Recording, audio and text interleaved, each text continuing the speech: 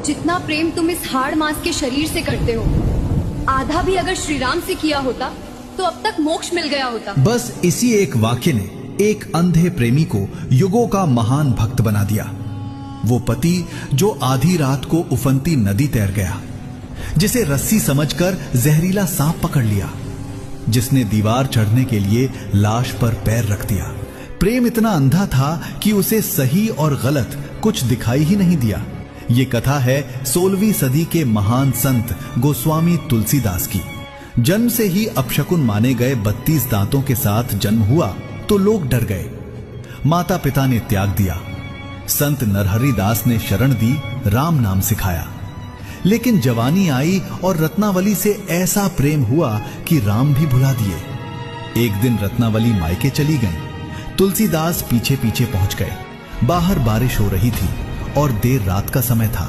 रत्नावली ने देखा और क्रोध में कह दिया, इतना प्रेम इस नश्वर शरीर से करते हो, आधा भी राम से करते तो मोक्ष मिल जाता।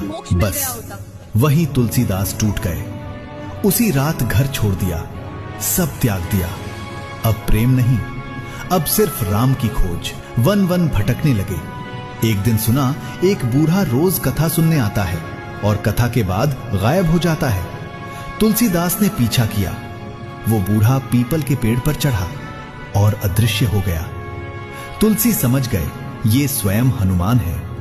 अगले दिन चरण पकड़ लिए, जब तक राम के दर्शन नहीं कराओगे छोड़ूंगा नहीं।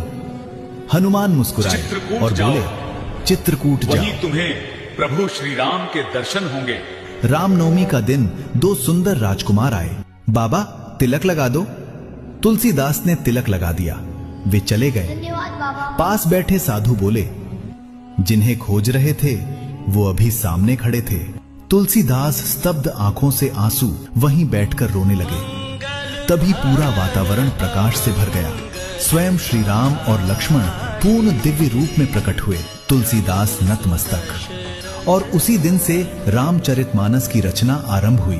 प्रेम बदला भक्ति में, मोह बदला मोक्ष में। ऐसे महान भक्त के लिए चैनल सब्सक्राइब करके कमेंट में जय सिया राम अवश्य लिखें।